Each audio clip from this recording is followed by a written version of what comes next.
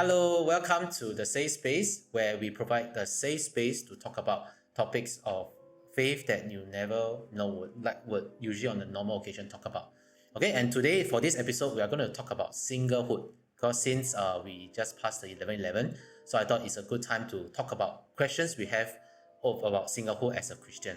Alright, so and today I'm glad today we have two persons on the podcast, and two of them are currently still single.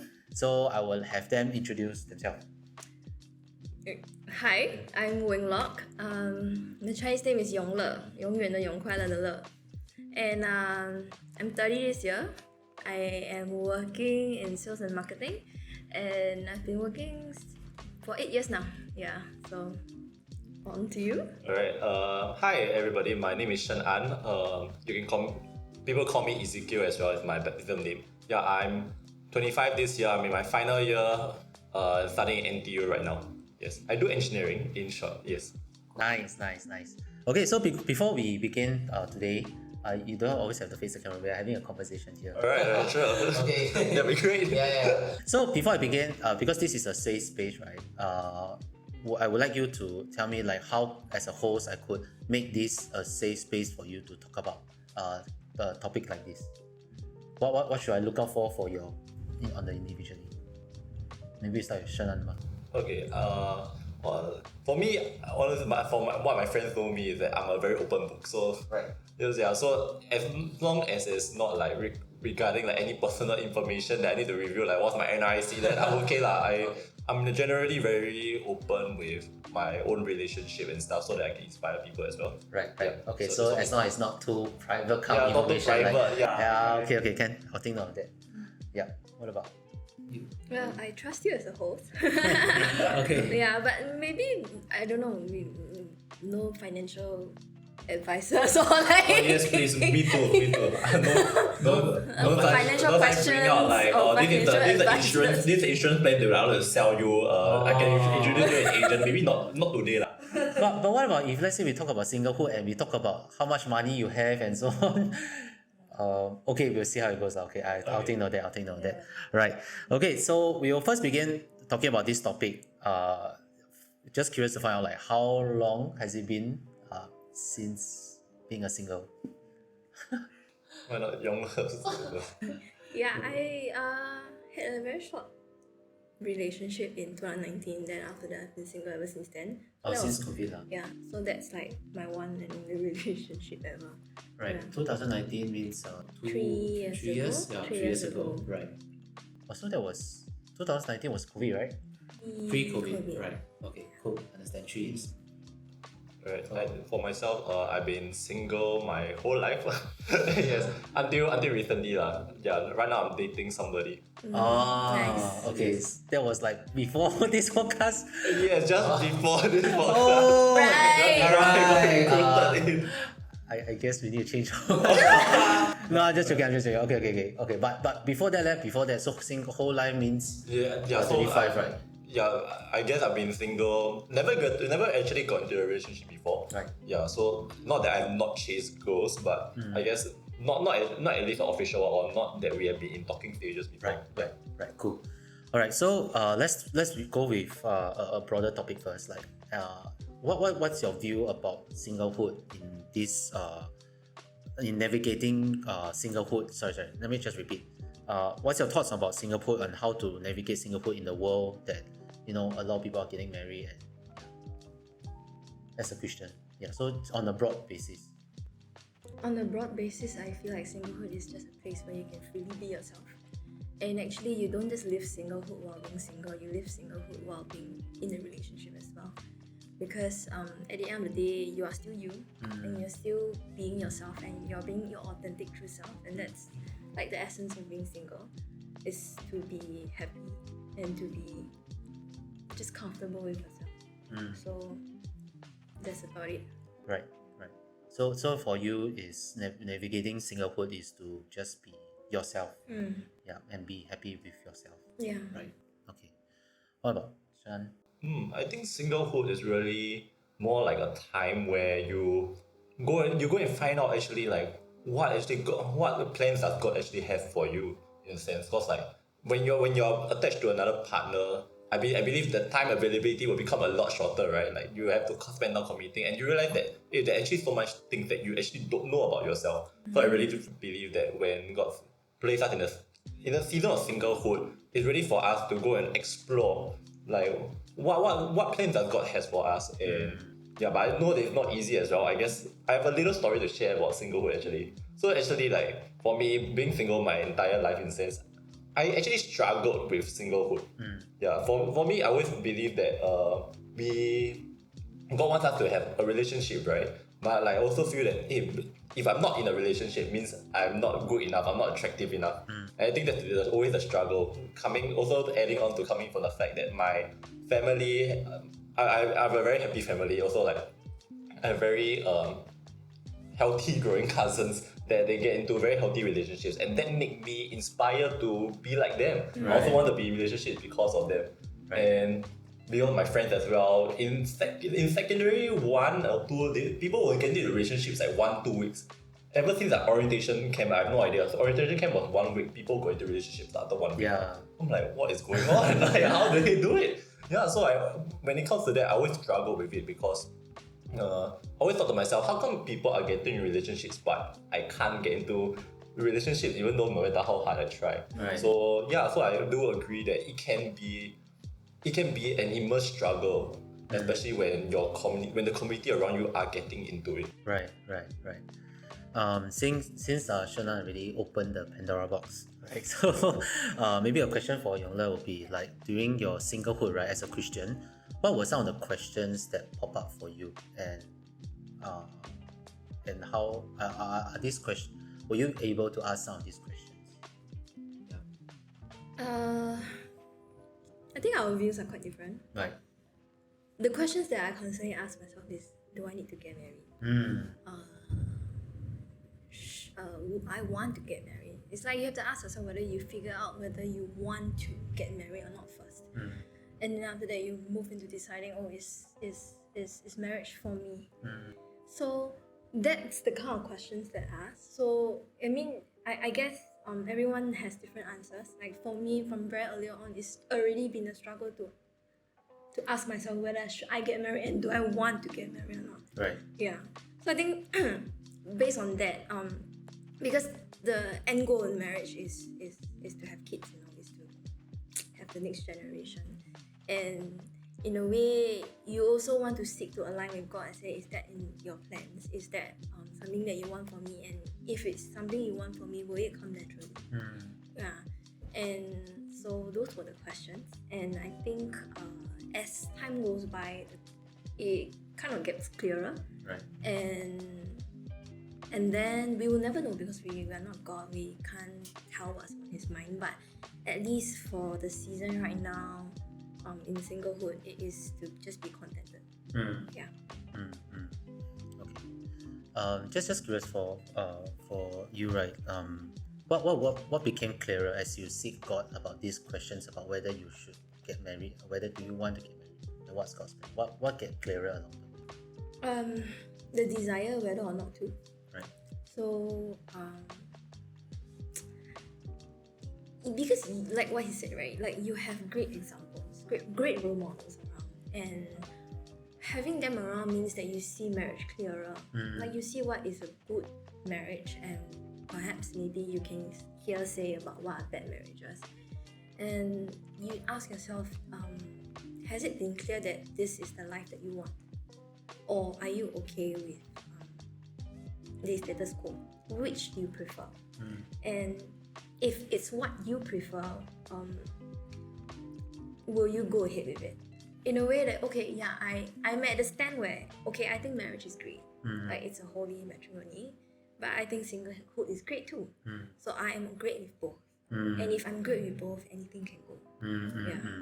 I see. Yeah. I understand. So I think for you, what I've gotten from what you shared was to look at whether married or not, or singlehood, both in God's eyes are great because there is always a purpose why God wants you to be in that.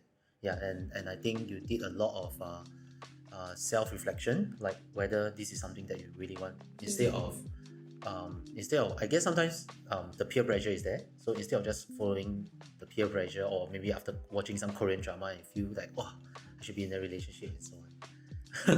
Peer pressure, no, not No, really. not really. Okay, can. Okay, cool. Okay, so maybe back to Shen An, right? Just curious, like during your times where you see your cousins in a healthy relationship, or maybe when you are starting seeing like your friends after orientation 1 week, they get in the relationship. I'm pretty sure you have questions also as a Christian. Yeah, definitely. Yeah. So what were the questions, and then how do you navigate? I think maybe most people, I don't know whether everybody can relate to me, but I think the question that most pop up to me is that God, I'm serving so much for you, right? How come how come when I pray, nothing happened? Yeah, I think that's the number one question that I always ask. Like, how come, why is things happening even though I'm praying for it? Yeah, and again, it took me a few years just to try to navigate around like what exactly is singlehood, what exactly is the purpose of marriage.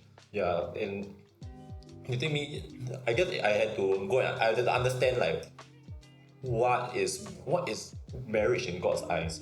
Which is like, in a sense, marriage is actually a very sacred thing in God's eyes. It's so pure that actually if we think about it, it's worthy for that. It's worthy to put time in it to prepare. And I guess there are a few things that actually helped me to navigate through that singlehood, which firstly I used to have a cell leader who encouraged us as youth to tithe our youth to the Lord until we hit the age of 21. So he encouraged us to go and serve, put ourselves out there to meet new people. And I guess as I was meeting new people, I got to hear more of people who were attached, people who were married. They tell me about their experiences, people who were struggling the same issues as me. We talk it out together, and we be accountable together, so that we won't actually like, oh, are we chasing the wrong things, Right. or are we wanting to get into a relationship because we are lonely, or is it because hey, I do want to share the happiness with somebody else. I do want to use that marriage to glorify God. Yeah, and I think the second one that I think that really helped me was the fact that to believe that marriage, in some sense, marriage and singlehood, that it's actually part of God's plan. Right? Like, that none of it is wrong. Like, I think in the Bible, Paul says that singlehood is good, but also in the Bible, Genesis says that God created man and woman. Yeah, and God took out the rib from the man, right, and made a woman. When Adam said that I couldn't find a suitable partner, so God made for him a suitable partner. And when I came to understand that, hey, both of it are good, and if marriage is such an important thing to God, then yeah, I think that I should be using that time to prepare for whatever that God is wanting to give me. Yeah, right. It also comes from the belief that whatever that God wants to give us, He does not just give it to us, right? Like, there are some things that can be beneficial to us at some parts of our life. There are some things that may not be beneficial for some parts of our life. It's like as if I'm giving a gun to an 8-year-old kid. What would the kid do? I mean, the kid will just anyhow use a gun and just fire around. Yeah, but if you give a gun to maybe like a soldier who knows that, okay, this gun is used to protect my family, then that gun will probably be used for good. Okay, that may not be a bad analogy now I'm thinking about it. It is. It's a good answer. Yeah, so I guess being in a relationship is the same. When God gives you a romantic partner, or like He shows you the path to lead to your romantic partner, I believe is when the time is right. And before that, He wants to prepare you so that you will be able to receive this gift and use this gift to the fullest, so that you'll be able to glorify Him at the end. Right. Yeah. Right. So I think what I got from Shen An's sharing is also that the idea that when yes, of course, you can't ignore sometimes the feeling that you hope to have in a relationship, but I think you took that feeling and you process it, and I guess that lead you to a point where you recognize that how when you view relationship, it has to view in the context of a marriage and what God has meant it to be for marriage and so on. Yeah. So I'm just curious for this is a question for both of you. Like there are people who may just think that, why do I have to think until so serious about think about marriage, think about God's design? I mean, relationship is just I like the person, I vibe with the person. I mean, I'm free, I'm single. Why not? We like each other. Let's go into relationship. Yeah. So, what are your thoughts about this? And also to add on to that when is the right time then to start dating? Also. So these are questions for both of you. Oh. Great. Do you like the go? Well, many thoughts. It's okay. You can just share and continue. Yeah. I mean, everyone grows up. They turn into an adult. They make adult decisions. You make responsible decisions, and marriage is one of them. So, I would always tell people that you don't make any decision that you will regret. And marriage is a huge decision. It's bigger than buying a mega camera or a big car. It's a person that you would have to tahan forever. You are going to live with this person for the next, 60 to 80 years, so long as you're alive, and this person is going to be your partner. So your decisions will be their decisions. You're kind of making decisions for them, and they are kind of making decisions for you. So you definitely want to choose someone who is able to be on par in terms of rational thinking or even emotional thinking or even be that support. I mean, it is hugely irresponsible to just find a partner and be in a relationship and be with that person for the rest of your life if you think that you cannot live with that person for the rest of your life. Yeah, so it's just being adult. And when do I feel like a person should start dating? As long as you are old enough to know that that the decisions you make now will be there for the rest of your life, and it's an impact that is gonna be there forever. So then once you thought that through, then you may proceed with caution. Proceed with caution. Yeah. Oh, Shen. I think I agree with Yong as well. I think anyone on I think maybe from my experience where I've tried chasing people, I would be chasing people quite ridiculously. I remember there was a time when I actually chased this girl for 5 years. Oh wow. I liked this girl when I was in year 1, and I chased her all the way until I was about to ORD from army. Wow. Yeah, so when I think back about it, I'm just like, wow, where did I get this perseverance from? But I guess also in that journey, while I have learned things, I have learned a lot of things. I have also been hurt in many ways, and I agree with Yong that you actually things that you actually experience from when you're younger, you actually bring it over from one relationship to the next to everybody that you meet, and this actually counts in a butterfly effect. It's not just I just bring that. If I bring one ball, I bring one ball over, but you actually bring the ball just keeps snowballing into bigger problems if you don't actually think about actually do I have this issue, and then you're gonna be living the person for the rest of your life. There are gonna be a lot of things that will start to be added. Life is not as much as we want life to be a linear graph. It's not it's ups and downs, up and down, ups and downs. Sometimes it can be just continuously going down, and you never know when you're gonna go back up. Yeah, so it's to go into a relationship without actually thinking deep enough.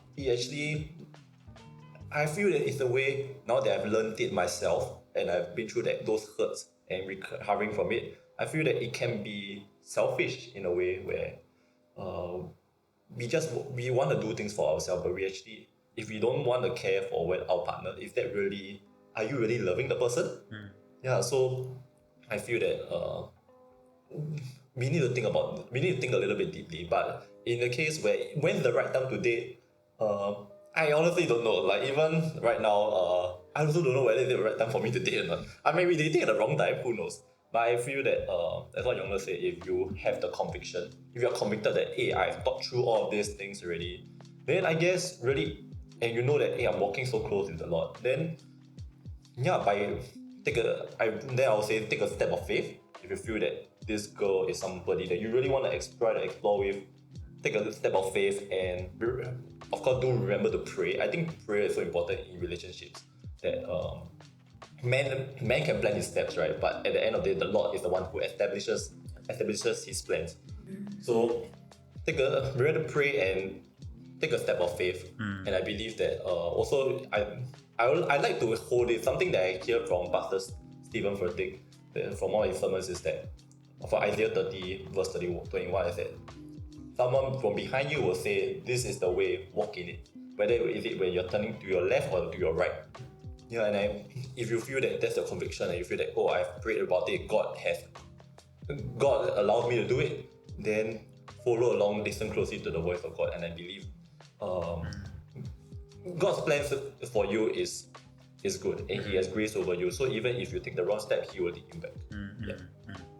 I think one of the things that both of you shared quite similar is that getting to a relationship, especially when you are single, getting a relationship needs a lot of consideration. Yes. Because there is a high stake involved, right? And it's a long-term thing, it's a long game. So I think both of you, the advice is that don't rush into it, but to consider carefully. And I think one of the things that you brought is, are you ready to take the responsibility? Yeah, so I think that is quite a key question, and I think you if that is kind of clear to you that you're really to take the responsibility to the rest of your life, then I think maybe that could be one factor to consider. It's time to go into dating. Yeah. Okay, so I think we will move on to the last question that I have in this podcast, which is there are Gen Z Christians who are currently single, right, in their singlehood season. What would be your encouragement for them?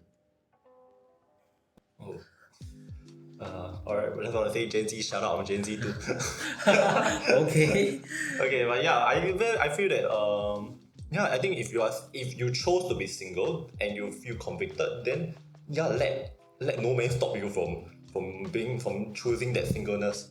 But I feel that if you are waiting for your partner to come, if you're in the category of waiting for the partner to come, then I will really encourage everybody for those who are waiting, to put yourself out there. I think something I also like to quote. Sorry, I like to quote people, but I think I really relate to this from what Pastor Greg Rochelle from Life Church. He mentioned this. You tend to find someone that you are rather than someone that you want. Yeah. So, and I was like thinking like, oh, actually very true. We actually kind of attract people who are of our same tribe rather than people that we actually like. Oh, I want this beautiful girl, I want a handsome man, but we realize that we just attract the people who are like us. So in that sense, if you have like some ideals, then at least for your own responsibility, improve yourself, put yourself out there, go and learn new things, go and try out new things that you thought like you were scared, but you try to do it, you improve yourself, you put yourself with people, and I believe that putting yourself with people is so important because it actually trains all the fundamental human skills that we actually need in a relationship. All these skills are actually trained through friendships, your business relationships, learning how to communicate with people. I think those are such fundamental skills that you actually require when you're in a romantic relationship. Right.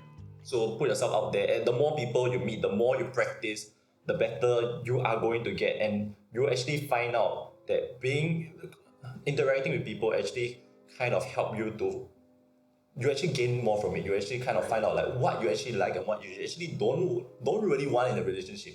Hopefully that you don't meet someone that you, maybe in work you don't find, you meet someone that you don't like lah. You're like, oh, what is personality like that one? Like want to slap the guy. But you actually find out, hey, maybe I don't actually like to be in a romantic relationship with someone with this particular kind of personality lah.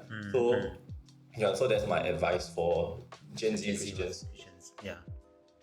Sure. Great. Yeah.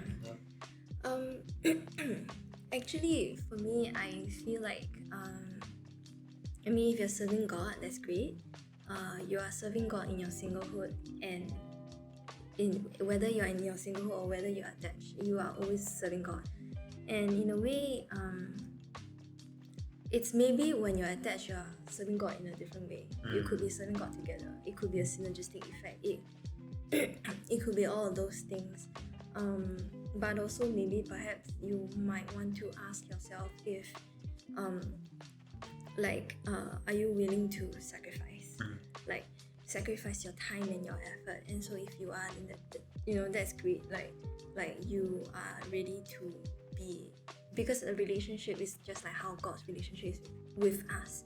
You know, He sacrificed for us, we sacrifice for Him. It's a mutual thing. Right. And so if you are already serving God and you're making that sacrifice, then great, you know, you're prepared for it, right? Like, because, you know, we are all in that stage where we're constantly learning about ourselves.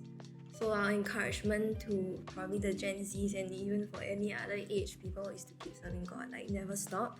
Like, no matter, even if you're going through a breakup, or maybe like even if you feel like you don't feel like serving, but that is your sacrifice. And in a relationship, it's the same. It's a sacrifice. And so,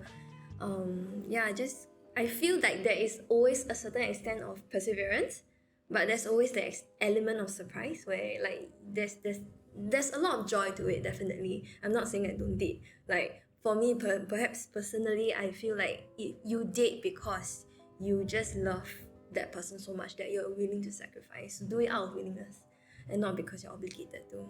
So in a relationship, whether you're a couple, you are not obligated, but you're willing. So yeah. Okay, thank you so much for the sort of the last word of encouragement. I think I really enjoy what the encouragement that you have for the Gen Z Christian, and I think it really resonated with me that actually in your singleness, you really can make time to, like for Shen An, is learn about yourself, push yourself out there, get to know people, and the more you get to know people, the more you know about yourself, and the more it helps you in your relationship. Then for Yong is basically using that singlehood, or actually in any time to continue to serve the Lord and not give up, and that will be your focus. Yeah. Okay, Ken. So thank you so much for both of you to be on this episode with us. Sharing your journey as a single, but for Congratulations. Okay. Yeah, so thank you for listening to this episode of The Safe Space. You can check out more episodes on Spotify and on YouTube. Feel free to please DM us your questions you might have about faith. We are really there to want to answer, or maybe to journey with you in some of these questions you have about faith. Right, so follow us on Instagram, and we will see you in the next one. Bye-bye.